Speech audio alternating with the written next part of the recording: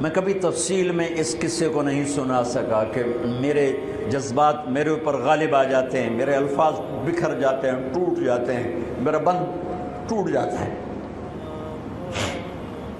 لیکن اس کی متھ کیا ہے؟ یہ کیوں ہوا؟ یہ کیوں ہوا؟ یہ اس لیے نہیں ہوا کہ 10 دن رو پیٹ کے تم چھٹی کرو، اس لیے نہیں ہوا۔ ایک سبق ہے، ایک پیغام ہے کہ اللہ کو راضی کرنے کے لیے اتنی بازی لگانی پڑے تو لگاؤ۔ بھوکے پیاسے، کہ گرمی کے روزے آتے ہیں 12 گھنٹے پیاس میں آدمی تڑپ کے رہ جاتا ہے۔ تمہیں خبر ہے میرے نبی کی اولاد 72 گھنٹے پیاسے، پیاس کی شدت، پانی کا قطرہ نہیں، اور آگے انسان کی شکل میں درندے کھڑے ہوئے ہیں۔ جب سارے جان نثار شہید ہو گئے، تھوڑا سا سنا بھی دیتا ہوں، جب سارے جان نثار شہید ہو گئے تو پیچھے اہل البیت رہ گئے۔ اہل البیت، سب سے پہلے شہید کا نام بتاتا ہوں، مسلم بن اوسج، جو امام صاحب کے، امام علی مقام کے قافلے میں جو پہلے شہید ہیں، مسلم بن اوسج۔ اور ان کی طرف سے جو 2 پہلے قتل ہوئے، سالم اور یسار، اور ان کو قتل کرنے والے تھے عبید اللہ بن عمیر الکلبی۔ ایک ابن زیاد کا غلام تھا، ایک ربیعہ بن زیاد کا غلام تھا۔ وہ دونوں نکلے تو اس کے مقابلے کے لیے بربر بن خضیر اور حبیب بن مطاہر نکلے حسین علی مقام کے لشکر سے۔ تو عمیر بن وہب کلبی وہ کوفے سے اٹھ کے آئے تھے، کوفے سے بیوی سمیت آئے تھے، بیوی کا نام ام وہب، حبشی تھے۔ کہنے لگے مجھے اپنے اوپر قربان ہونے تھے، میں اکیلا ان دونوں کو کافی، ان دونوں کو ہٹا دے۔ اور ننگے بدن تھے، ننگے بدن، جسم پہ کچھ نہیں۔ کہا میں تو مرنے ہوں، میں کیوں زیرہ پاما جو میں جیونا ہے، میں تو مرنا ہے۔ ننگے بدن تھے۔ تو ان کی بیوی نے کہا ان کو جانے دیں، ہم دونوں نے آپ پر قربان ہونے کی نیت کی ہوئی۔ ہم نے کہا اچھا اللہ تجھے جزا خیر دے، جاؤ۔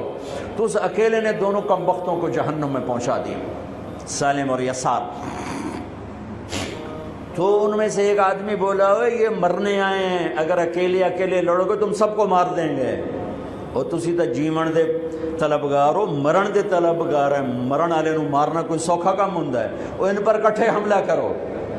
پھر حملہ عام ہوا تو پہلے شہید ادھر سے مسلم بن اوسج، جب وہ گر رہے تھے تو کہہ رہے تھے حسین کی حفاظت کرنا جب تک سانسوں میں سانس باقی۔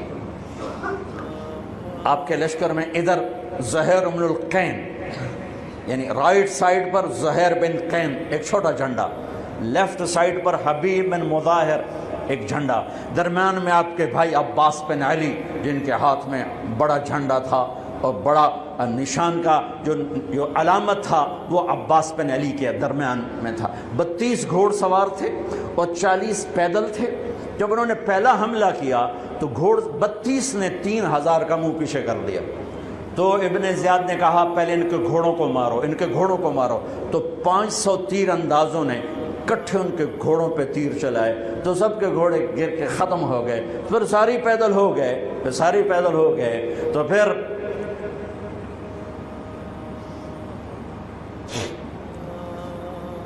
میں اٹک جاتا ہوں، اس لیے پھر میں آخر میں بیچ میں زہیر کی شہادت سنا دوں۔ زہیر بن القین، جب نماز کا وقت آیا، ظہر کا وقت داخل ہوا، تو آپ نے اشارہ کیا زہیر یہ شمر سے کہو نماز پڑھنے دے۔ ہاں، اگر 1439 سال میں نماز کی معافی ہوتی تو اہل کربلا کو ہوتی، لیکن حسین نے سجدے میں سر رکھ کے بتلایا کہ نماز نہیں چھوٹ سکتی، سر کٹ سکتے ہیں۔ تو انہوں نے آگے ہو کر کہا کہ بھائی نماز کے لیے جنگ روکو۔ تو کوفی لشکر کا ایک سردار تھا حسین بن نمیر، اس نے کہا تمہاری تو نماز قبول ہی نہیں ہوتی۔ تو انہوں نے کہا لعنت تجھ پر، تیری نسلوں پر، جس گھر کی تو فعل نماز ملی انہی کی نہیں ہوتی اور تمہاری ہوتی ہے. تو واپس آ کر کہنے لگا کہ وہ نماز کی اجازت نہیں دے رہے. فرمایا نماز تو نہیں چھوٹے گی نا. یہ فیصل آباد والوں کو نہیں، 7 بر اعظم کے ایمان والوں کو پیغام ہے کہ زیر خنجر بھی یہ پیغام سنایا ہم نے. نماز نہیں چھوٹ سکتی، نماز نہیں چھوٹ سکتی. اللہ کی قسم کوئی مسئلہ نہیں تھا اگر یہ چھوڑ دیتے. جنگ سے پہلے آنکھ لگ گئی، آنکھ کھلی تو ہنس پڑے. بہن نے پوچھا ایک ایڑا ہاسے دا ویلا ہے، موت سر تے کھلوتی ہے. فرمایا بہن ابھی اللہ کے نبی کو خواب میں دیکھا ہے، کہہ رہے ہیں بیٹا میں لینے کے لیے آ چکا ہوں. موجوں ہو گئی، لینے کے لیے آ چکا ہوں. چھوڑ دیتے تو پھر گلستان کالونی والوں کو بھی گنجائش مل جاتی، چھٹی جا سکتی ہے. 6 بر اعظم کے انسانوں کو پیغام دیا کہ ٹکڑے ٹکڑے ہو جاؤ، نماز نہیں چھوڑ سکتی. فرمایا آدھے نماز پڑھو آدھے جنگ کرو، صلاۃ خوف. آدھوں نے نماز پڑھی آدھوں نے جنگ کی. 15-20 تو پہلے شہید ہو چکے تھے. پھر آدھوں جنہوں نے نماز پڑھی تھی انہوں نے جنگ کی اور دوسروں نے جا کے نماز ادا کی. عصر سے پہلے سب. جب زہیر گرنے لگے تو انہوں نے حضرت حسین کے کندھے پر یوں ہاتھ مارا. گرتے گرتے اقبل ہدیت ہادیا مہدیا اليوم تلقى جدك النبي حسنا والمرتضى عليا والشهيد الجعفر الكمية وأسد الله المحيا. ہاں آگے بڑھ، تیرے لیے تیرا نانا پھولوں کے ہار لے کے کھڑا ہوا. آگے بڑھ، آج تیری ملاقات کا دن ہے. آج تو اپنے بھائی حسن سے ملے گا، باپ علی سے ملے گا، چچا جعفر سے ملے گا، اسد اللہ حمزہ سے آج تیری ملاقات ہے.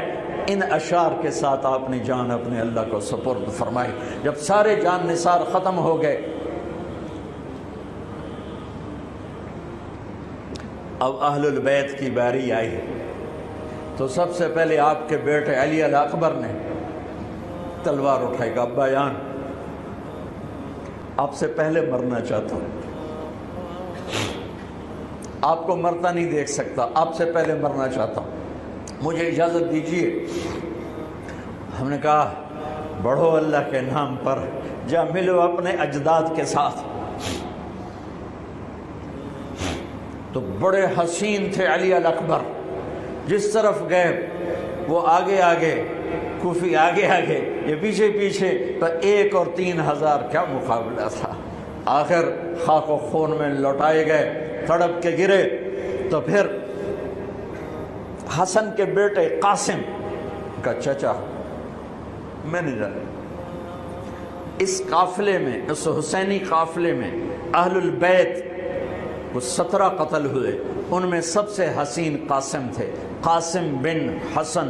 قاسم بن حسن جب ان پر تلوار کا وار پڑا تو ان کا ہاتھ کٹا اور نیچے گرے تو انہوں نے کہا یا اماں، ہائے چچا. تو حضرت حسین زخموں سے چور ہو چکے تھے، لیکن اس سے بجھتی شمع بھڑکتی ہے. اب زخمی شیر کی طرح لپکے اور کائی کی طرح مجمع کو چیرا. جب وہاں پہنچے تو وہ ایڑیاں رگڑ رہے تھے اور خاک و خون میں لت پت تھے. تو اٹھا کے سینے سے لگایا. ان کی آخری ہچکیاں ان کے سینے پہ ختم ہوئیں. کہنے لگے بھتیجے آج تیرا چچا بڑا بے بس ہے، آج وہ تیری مدد کو نہیں آ سکتا ہے، لیکن ایک دن آنے والا ہے جب تیرے نانے کی عدالت میں فیصلہ ہوگا. پھر ان کی لاش کو اٹھایا.